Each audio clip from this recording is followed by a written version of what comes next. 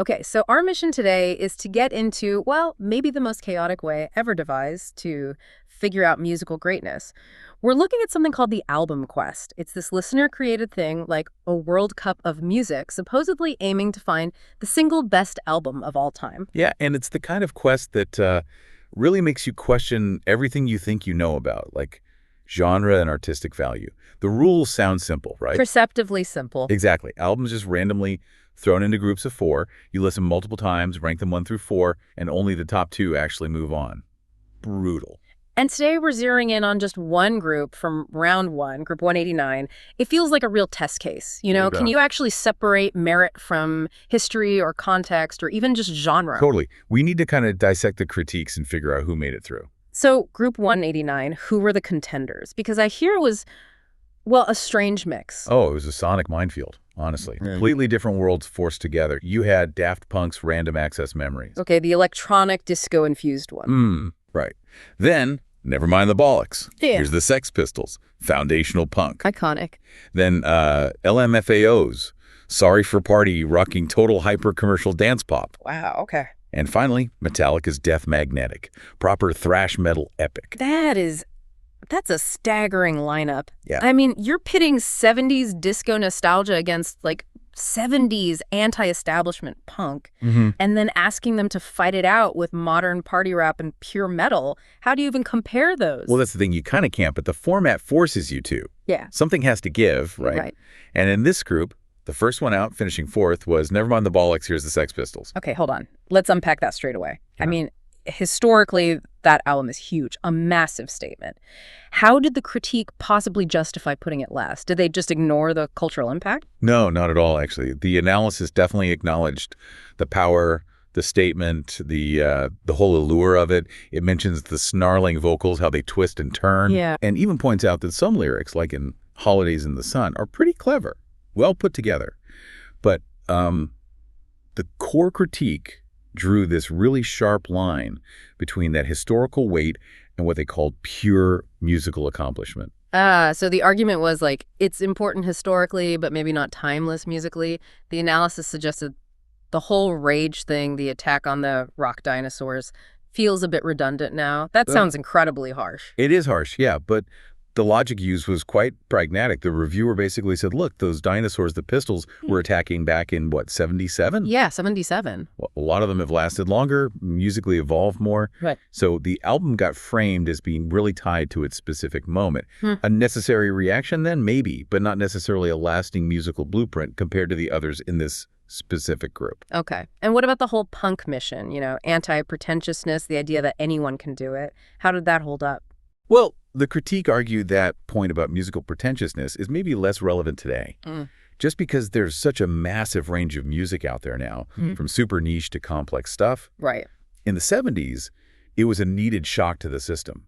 But now that DIY sort of anti-technical vibe, which you saw again later with grunge, it just didn't offer enough musical depth, apparently, to beat the competition here. What kind of saved it from being totally dismissed, though, were those big anti-establishment themes, God Save the Queen, anarchy in the UK. Those still resonate. Sure.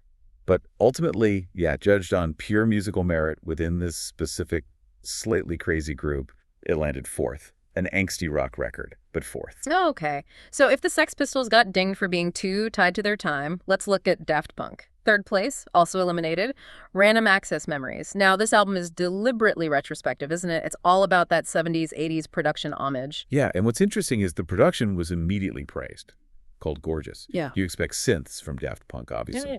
But here, they deliberately shifted away from just sterile electronics.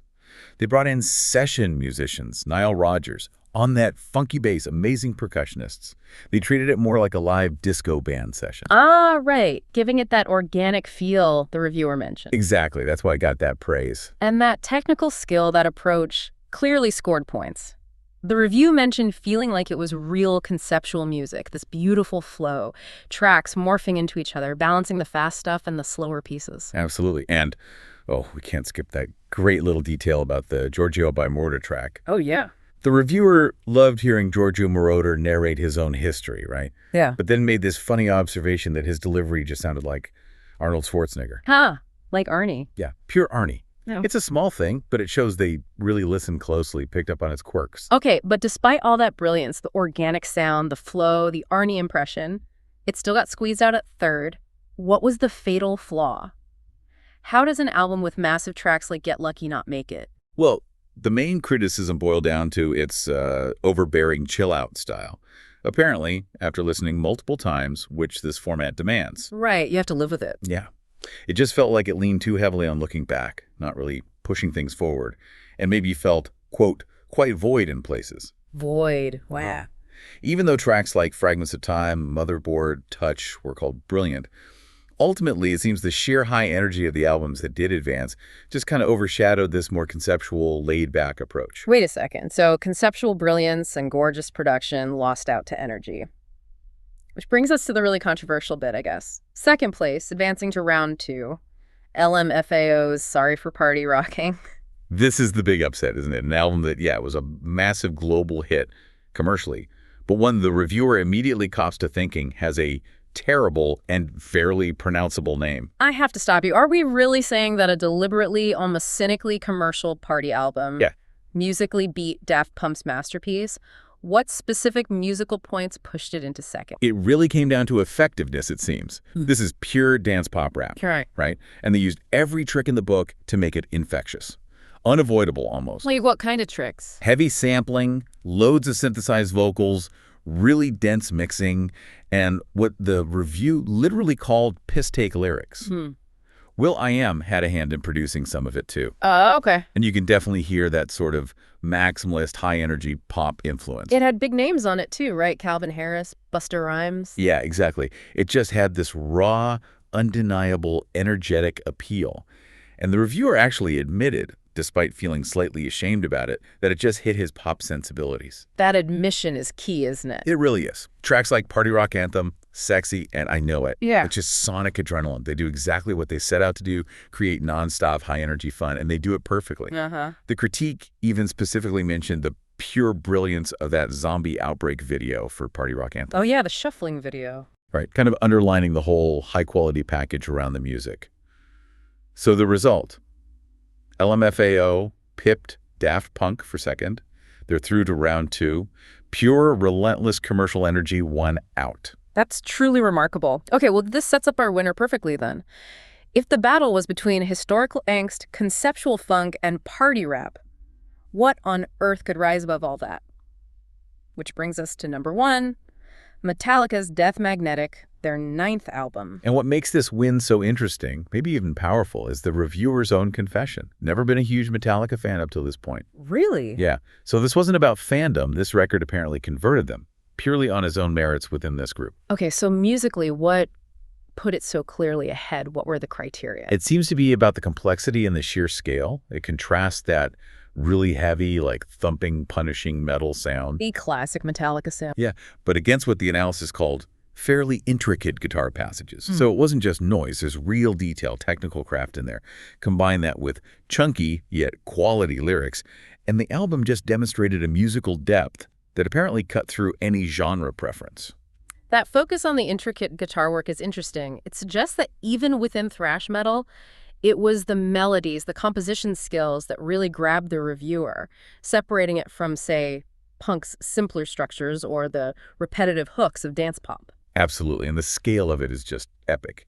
This album is all about these huge, sweeping, 6-7 minute metal journeys with, quote, absolutely no let-up in between. No radio edits here. Exactly.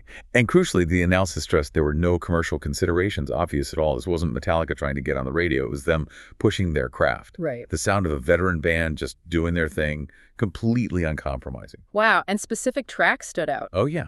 The Unforgiven the Third was singled out as superb, called one of the best Metallica tracks the reviewer had ever heard. High praise from a non-fan. Huge praise.